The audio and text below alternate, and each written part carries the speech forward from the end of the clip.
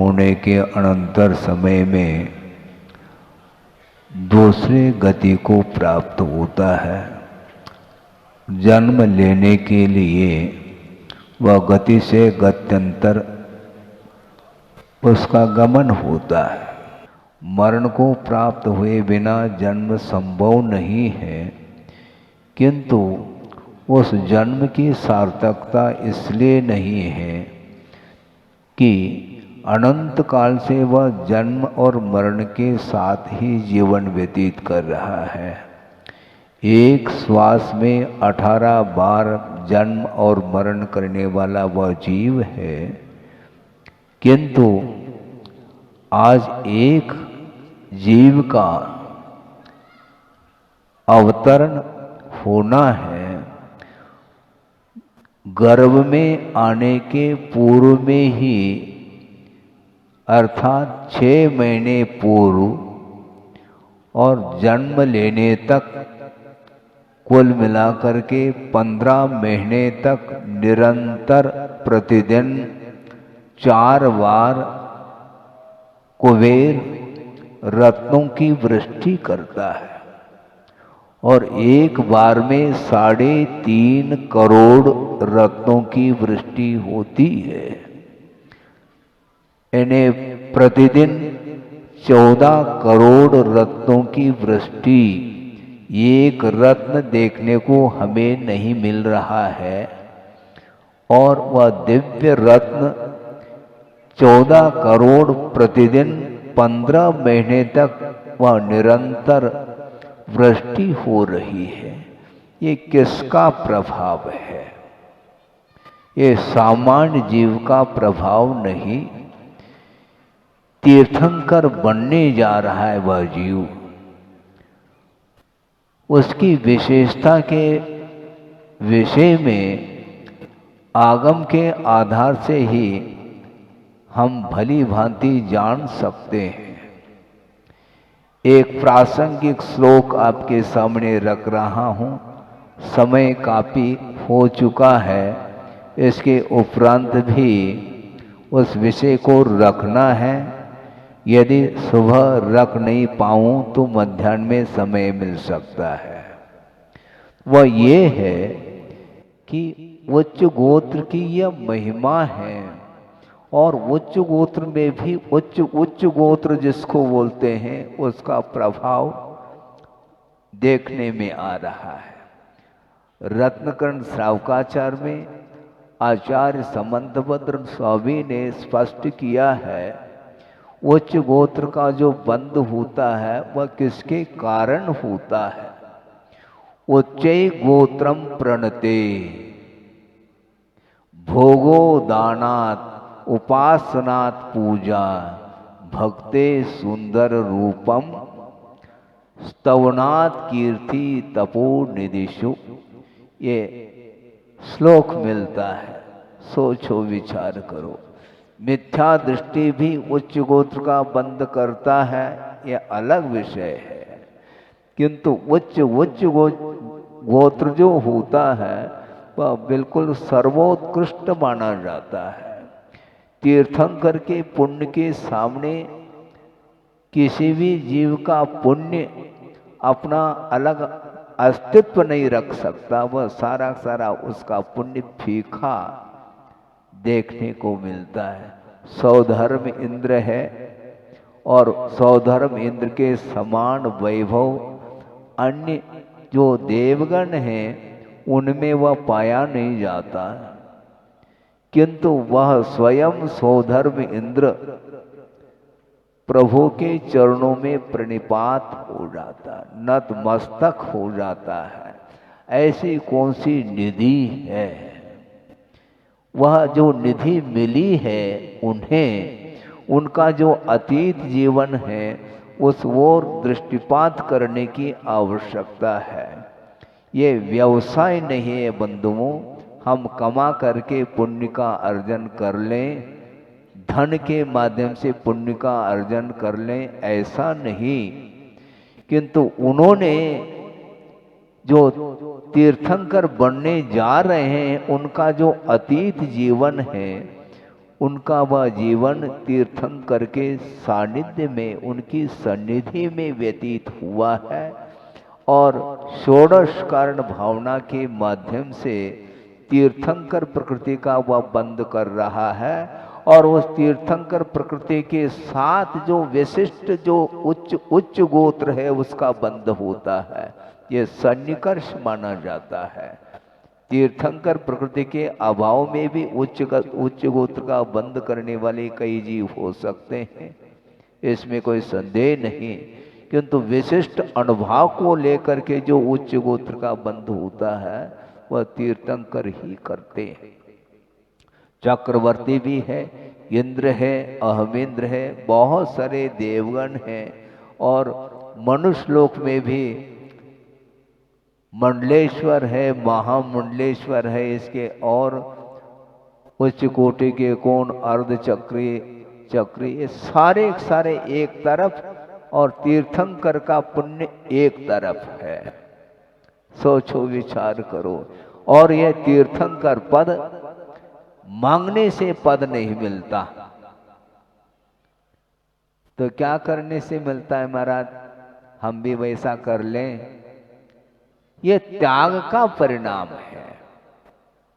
उच्चै गोत्रम प्रणते तपोनिधिषु, जो तपस्वी होते हैं, रत्नत्रय की आराधना में जो निरंतर रत रहते हैं, उनके प्रति जो प्रणाम का भाव है, उनके चरणों में विनम्र होकर के जो स्तुति भक्ति आराधना आदि की जाती है, उनके प्रति जो दान का भाव रखा जाता है, ये सारा का सारा पवित्र भाव, पवित्रतम भाव, ये उच्च गोत्र के लिए कारण सिद्ध होता है।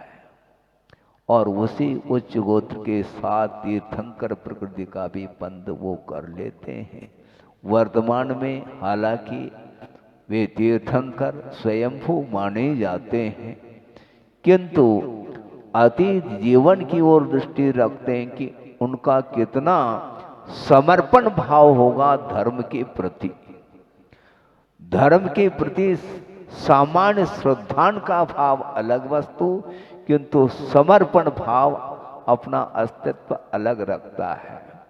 तो उनके समर्पण को देखते हुए ऐसा लगता है उनकी कितनी निरीहता होगी, क्योंकि निरंतर संसारी प्राणी चार संज्ञाओं से वह ग्रसित है। इसलिए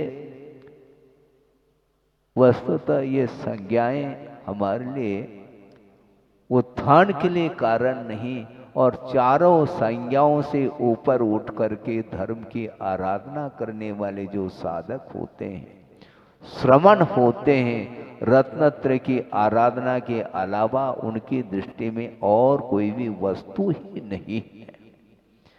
क्योंकि उच्चतम यदि पद है तो वह मोक्ष पद है, और आप लोग पूजन करते हैं मोक्ष फल प्राप्तये, मोक्ष फल की प्राप्ति के लिए आप आराधना कर रहे हैं, और ऐसी ही आराधना होनी चाहिए।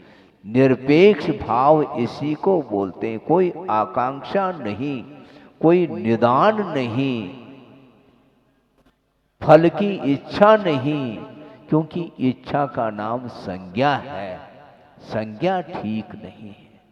संज्ञा व परिग्रह संज्ञा भयानक संज्ञा मानी जाती है। आहार, भय, वासना और परिग्रह, ये चार संज्ञाएं लगी हुई हैं। इसलिए सागार धर्मामृत की रचना किसने की है?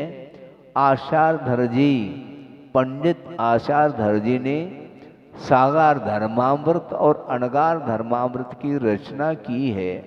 और वहाँ पर उन्होंने एक कारिका दी है, वह ये है, अनाद्य विद्या दोषोथ चतुस्संज्ञा ज्वरा तुरा शाश्वत स्वज्ञान विमुखा सागारा विषयोन्मुखा कहा।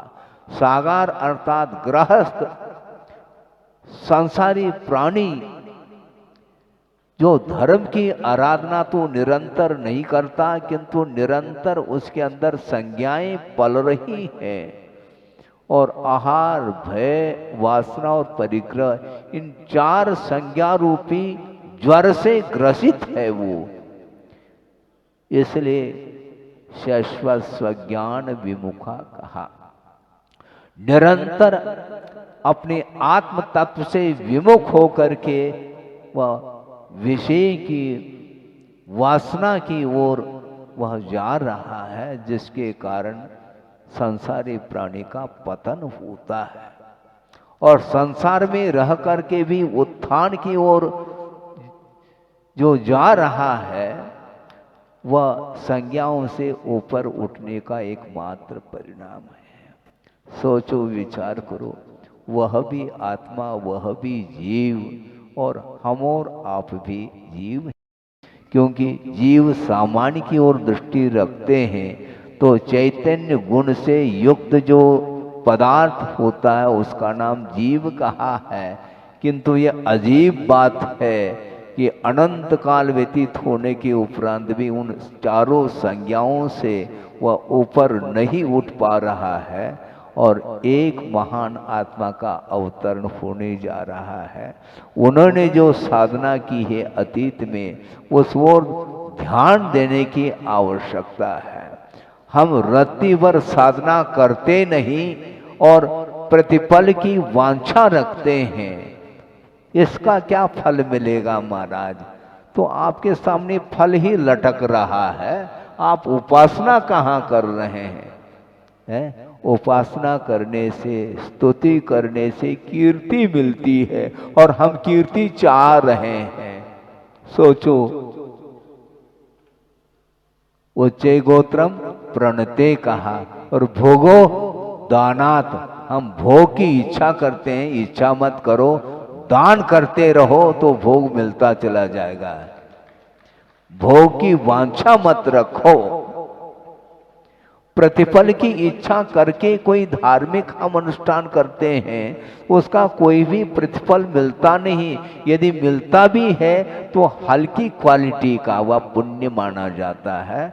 इस प्रकार के बड़े बड़े पद ये निदान अर्थात आकांक्षा के माध्यम से नहीं मिल सकती। दानात, भोगो दानात, उपासनात पूजा। जनेन्द्र भगवान की उपासना करो, हृदय से उपासना करो, पूजा मिलेगी। हमारी कोई पूछ परख ही नहीं, पूछ लगा दो, कोई हमें पूछता ही नहीं। आपको क्यों पूछे? और भगवान नहीं चाहते, उनकी पूजा हो रही है। ये चाल ठीक नहीं है, ये इच्छा ठीक नहीं, अनिच्छा। इच्छा का निरोध तप कहा है। आप तप करते नहीं, आपका शरीर तपता चला जाता है, किंतु कर्म तप नहीं पा रहे। कर्मक्षय के उद्देश्य को लेकर के धर्म की आराधना होनी चाहिए। भोगों की प्राप्ति के उद्देश्य को लेकर के यदि हम धर्म की भी आराधना करते हैं तो वह आराधना की कोटि में नहीं आ सकता। उसके माध्यम से पुण्य का संचय होता जरूर है, किंतु वह पुण्यानुबंधी पुण्य न हो करके वह पापानुबंधी पुण्य की कोटि में आता है, जो कि वह परंपरा से पुनः परिभ्रमण के लिए ही कारण सिद्ध होता है। इसलिए वह आत्मा गर्भ में आने वाली है, उसके पूर्व में ही 6 महीने पूर्व सोचो, विचार करो। निरंतर 15 महीने तक प्रतिदिन 4 बार, और उसमें एक बार में 3.5 करोड़ रत्नों की वृष्टि हो रही है। और कोई ऐसा भी व्यक्ति है, अकाल पड़ रहा है, मान लो अनावृष्टि, तो वह किस उद्देश्य को लेकर के? जल के लिए, पानी के लिए वह बैठ रहा है धारणा लेकर के, जल वृष्टि हो। अरे वहां पर तो रत्नों की वृष्टि हो रही है बिना मांग की, और आप जो है पानी गिर जाए गिर जाए गिर जाए इसके लिए कुछ आप अनुष्ठान करोगे तो वो पानी गिरने वाला नहीं है। प्रकृति साथ नहीं देती क्योंकि हमारे अंदर विकृति भरी है। जिसके अंदर विकृति भरी है उसके लिए प्रकृति भी साथ देने वाली नहीं है, क्योंकि पर्यावरण समाप्त हो गया, जंगल कटते चले जा रहे हैं और प्रकृति अब कहते अब मानसून देखो मानसून कब आता है, नहीं आने वाला है, क्योंकि आपका मन ही ठीक नहीं है तो मानसून कहां से आ सकता। तुम प्रतीक्षा करते रहो। जब प्रकृति साथ नहीं देती है तो कौन व्यक्ति तुम्हारे साथी है, कौन साथी और कौन संगाती है। एक दूसरे के प्रति करुणा अनुकंपा का भाव नहीं है, परोपकार का भाव जिसके अंदर नहीं है वह उसका संसार बहुत दीर्घ संसार माना जाता है। और जिसके अंदर सम्यक की उत्पत्ति होती है वह किसके कारण होती है, अनुकंपा, प्रशम, सम्यक, अनुकंपा और आस्तिक्य, ये सारे सारे परिणाम जिसके अंदर है वही सम्यक को उत्पन्न करता है। ये सारे सारे सम्यक दर्शन के अंग माने जाते हैं। एक मिथ्या दृष्टि का भी यदि विकास होता है तो इसी प्रकार आचरण करने से उसका विकास होता है। यहाँ तक कि कर्म सिद्धांत ये बोल रहा है कि मिथ्या दृष्टि होने के उपरांत भी एक साथ सप्तम गुणस्थान को प्राप्त करने की क्षमता योग्यता उसके अंदर आती है। ये किसके कारण, धर्म की आराधना का भाव यदि रखता है निश्चित रूप से वहां वह पहुंच जाता है।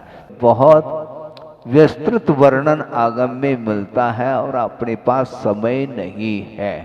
समय का अर्थ काल भी होता है, समय का अर्थ आत्मा भी होती है और समय का अर्थ आगम भी होता है।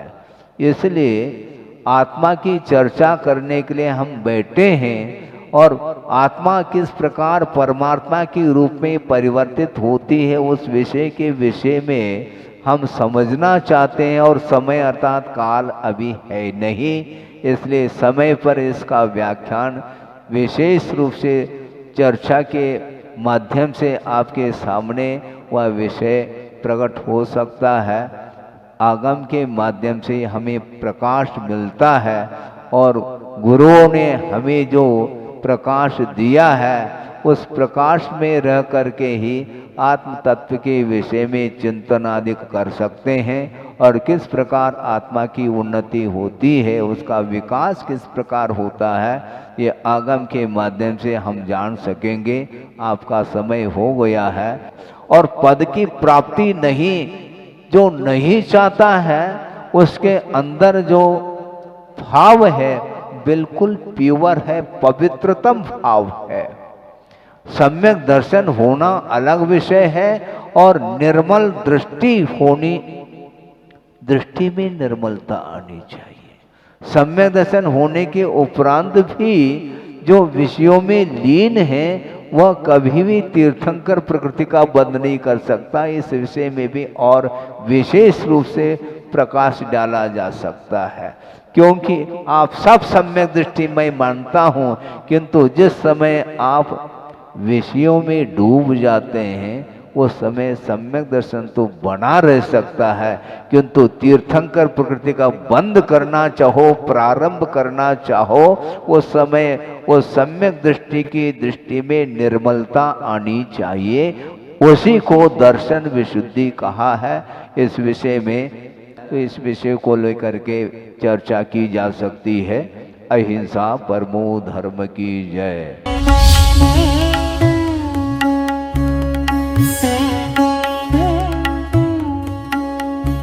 पूर्ण होने के अनंतर समय में दूसरे गति को प्राप्त होता है। जन्म लेने के लिए वह गति से गत्यंतर उसका गमन होता है। मरण को प्राप्त हुए बिना जन्म संभव नहीं है, किंतु उस जन्म की सार्थकता इसलिए नहीं है कि अनंत काल से वह जन्म और मरण के साथ ही जीवन व्यतीत कर रहा है। एक श्वास में 18 बार जन्म और मरण करने वाला वह जीव है, किंतु आज एक जीव का अवतरण होना है।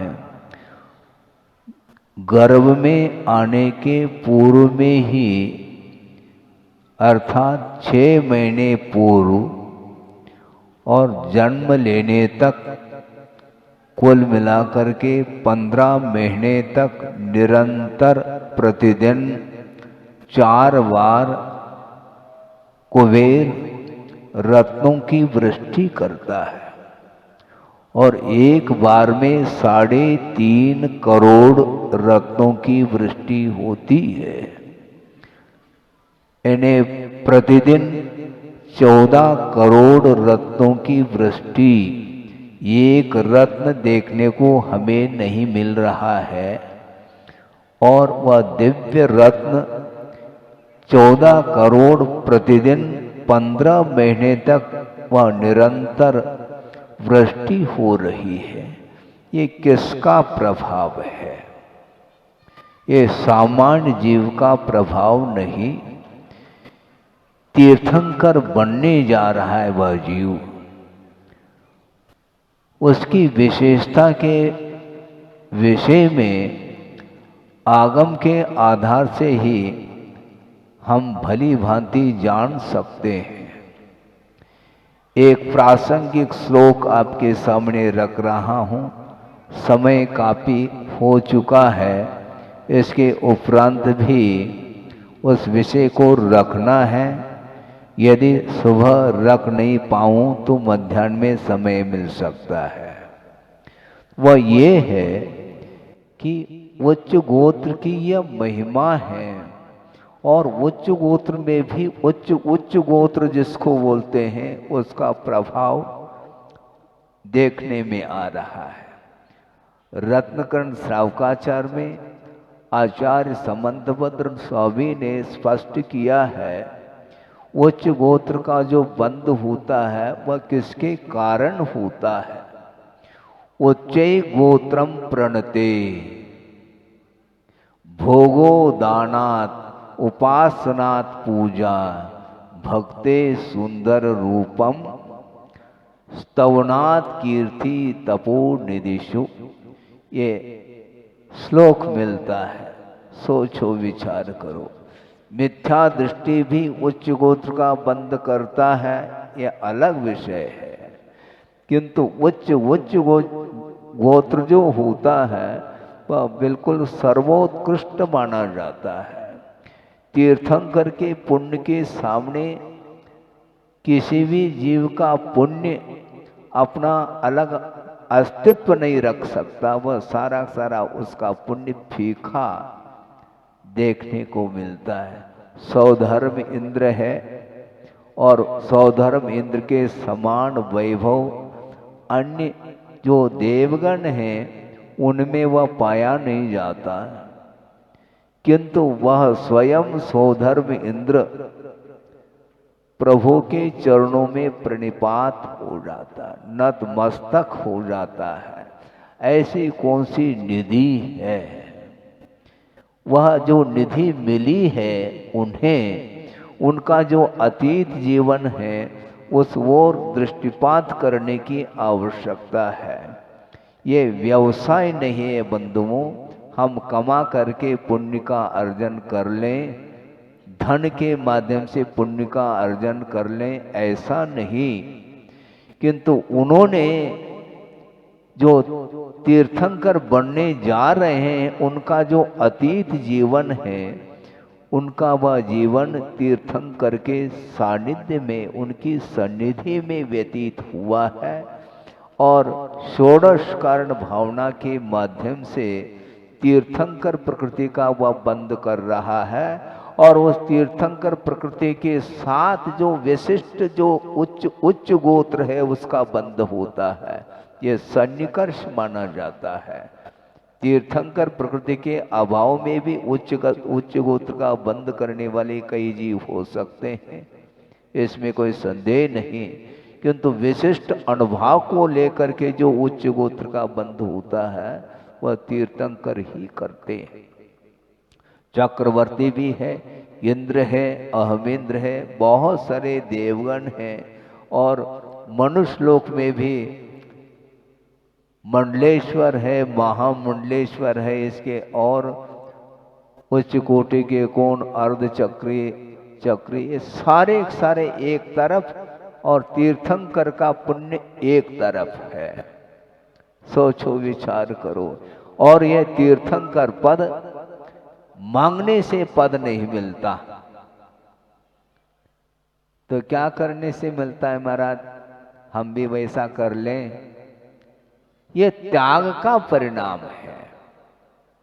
उच्चे गोत्रम प्रणते तपोनिधिषु, जो तपस्वी होते हैं, रत्नत्रय की आराधना में जो निरंतर रत रहते हैं, उनके प्रति जो प्रणाम का भाव है, उनके चरणों में विनम्र होकर के जो स्तुति भक्ति आराधना आदि की जाती है, उनके प्रति जो दान का भाव रखा जाता है, ये सारा का सारा पवित्र भाव, पवित्रतम भाव, ये उच्च गोत्र के लिए कारण सिद्ध होता है।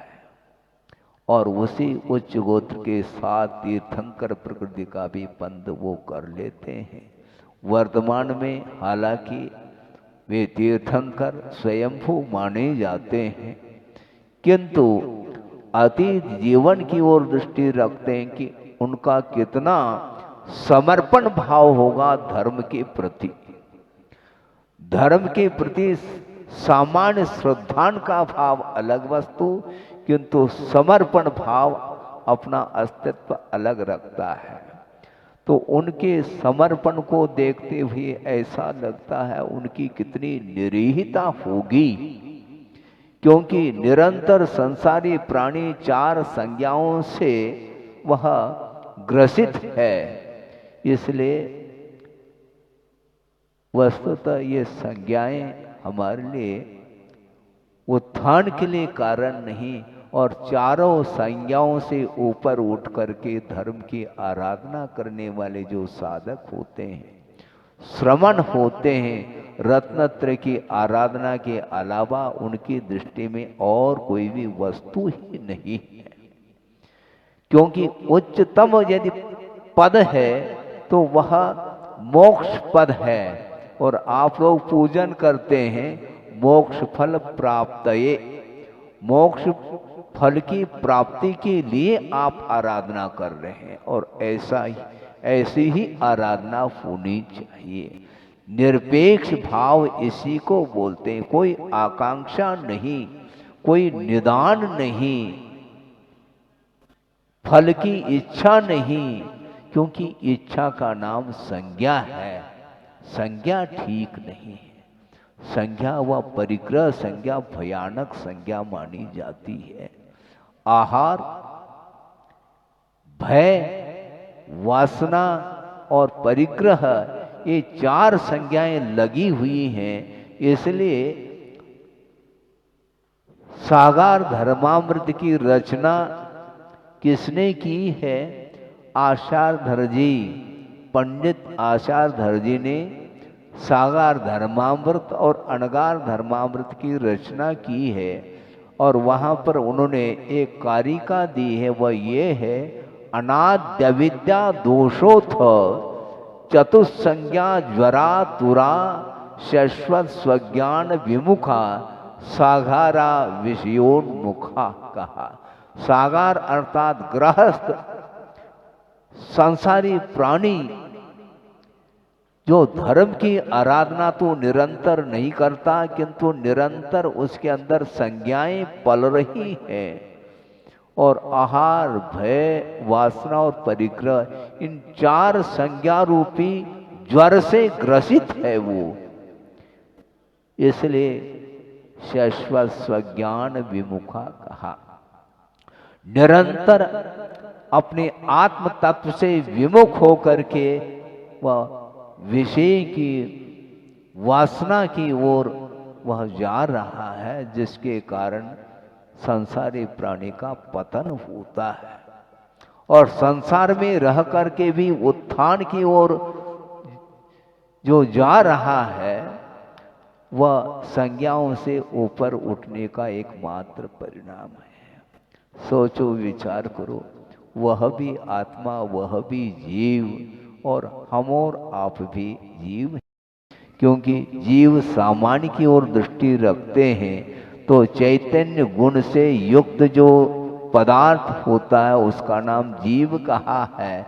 किंतु यह अजीब बात है कि अनंत काल व्यतीत होने के उपरांत भी उन चारों संज्ञाओं से वह ऊपर नहीं उठ पा रहा है, और एक महान आत्मा का अवतरण होने जा रहा है।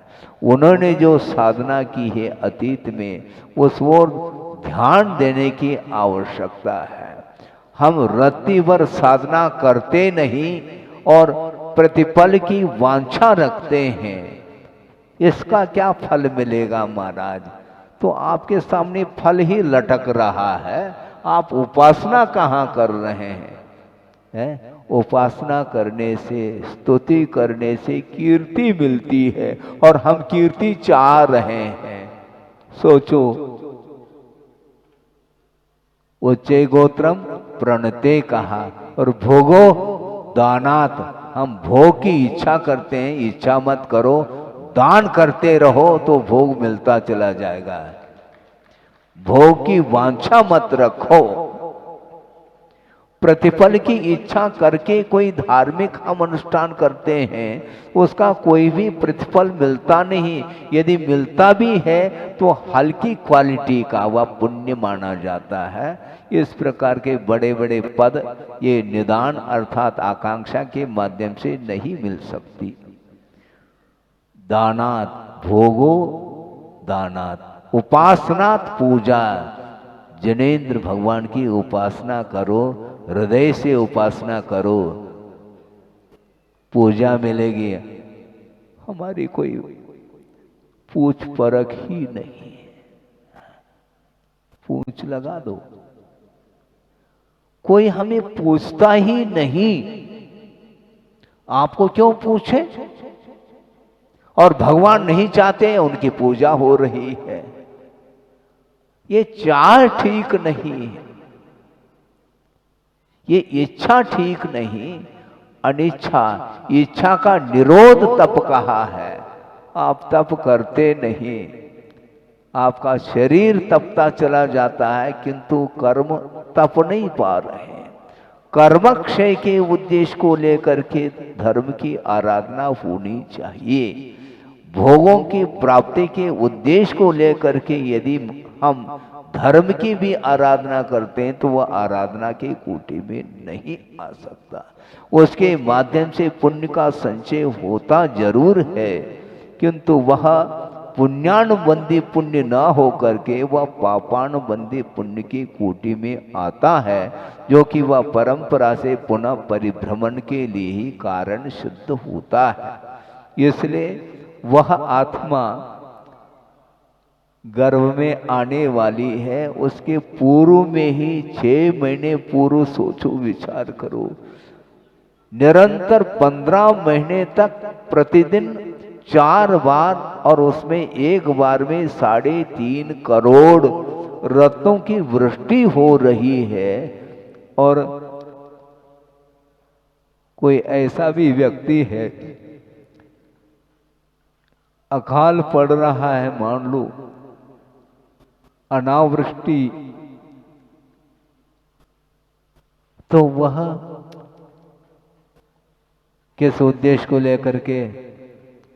जल के लिए, पानी के लिए। वह बैठ रहा है धारणा लेकर के, जल वृष्टि हो, अरे वहां पर तो रत्नों की वृष्टि हो रही है बिना मांग की, और आप जो है पानी गिर जाए गिर जाए गिर जाए इसके लिए कुछ आप अनुष्ठान करोगे तो वो पानी गिरने वाला नहीं है। प्रकृति साथ नहीं देती, क्योंकि हमारे अंदर विकृति भरी है। जिसके अंदर विकृति भरी है उसके लिए प्रकृति भी साथ देने वाली नहीं है, क्योंकि पर्यावरण समाप्त हो गया, जंगल कटते चले जा रहे हैं और प्रकृति, अब कहते हैं आप मानसून देखो मानसून कब आता है, नहीं आने वाला है, क्योंकि आपका मन ही ठीक नहीं है तो मानसून कहां से आ सकता, तुम प्रतीक्षा करते रहो। जब प्रकृति साथ नहीं देती है तो कौन व्यक्ति तुम्हारे साथी है, कौन साथी और कौन संगाती है। एक दूसरे के प्रति करुणा अनुकंपा का भाव नहीं है, परोपकार का भाव जिसके अंदर नहीं है, वह उसका संसार बहुत दीर्घ संसार माना जाता है। और जिसके अंदर सम्यक की उत्पत्ति होती है वह किसके कारण होती है, अनुकंपा, प्रशम, सम्वेग, अनुकंपा और आस्तिक्य, ये सारे सारे परिणाम जिसके अंदर है वही सम्यक को उत्पन्न करता है। ये सारे सारे सम्यक दर्शन के अंग माने जाते हैं। एक मिथ्या दृष्टि का भी यदि विकास होता है तो इसी प्रकार आचरण करने से उसका विकास होता है। यहाँ तक कि कर्म सिद्धांत ये बोल रहा है कि मिथ्या दृष्टि होने के उपरांत भी एक साथ सप्तम गुणस्थान को प्राप्त करने की क्षमता योग्यता उसके अंदर आती है। ये किसके कारण, धर्म की आराधना का भाव यदि रखता है निश्चित रूप से वहां वह पहुंच जाता है। बहुत विस्तृत वर्णन आगम में मिलता है और अपने पास समय नहीं है। समय का अर्थ काल भी होता है, समय का अर्थ आत्मा भी होती है और समय का अर्थ आगम भी होता है। इसलिए आत्मा की चर्चा करने के लिए हम बैठे हैं और आत्मा किस प्रकार परमात्मा के रूप में परिवर्तित होती है उस विषय के विषय में हम समझना चाहते हैं। और समय अर्थात काल अभी है नहीं, इसलिए समय पर इसका व्याख्यान विशेष रूप से चर्चा के माध्यम से आपके सामने वह विषय प्रकट हो सकता है।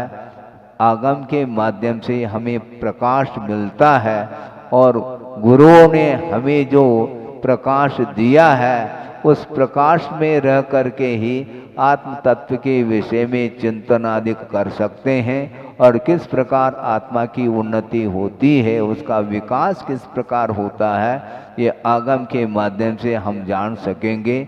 आपका समय हो गया है और पद की प्राप्ति नहीं, जो नहीं चाहता है उसके अंदर जो भाव है बिल्कुल प्योर है, पवित्रतम भाव है। सम्यक दर्शन होना अलग विषय है और निर्मल दृष्टि होनी, दृष्टि में निर्मलता आनी चाहिए। सम्यक दर्शन होने के उपरांत भी जो विषयों में लीन है वह कभी भी तीर्थंकर प्रकृति का बंध नहीं कर सकता। इस विषय में भी और विशेष रूप से प्रकाश डाला जा सकता है, क्योंकि आप सब सम्यक दृष्टि मैं मानता हूं, किंतु जिस समय आप विषयों में डूब जाते हैं उस समय सम्यक दर्शन तो बना रह सकता है, किंतु तीर्थंकर प्रकृति का बंद करना चाहो, प्रारंभ करना चाहो, उस समय वो सम्यक दृष्टि की दृष्टि में निर्मलता आनी चाहिए। उसी को दर्शन विशुद्धि कहा है। इस विषय में तो इस विषय को लेकर के चर्चा की जा सकती है। अहिंसा परमो धर्म की जय।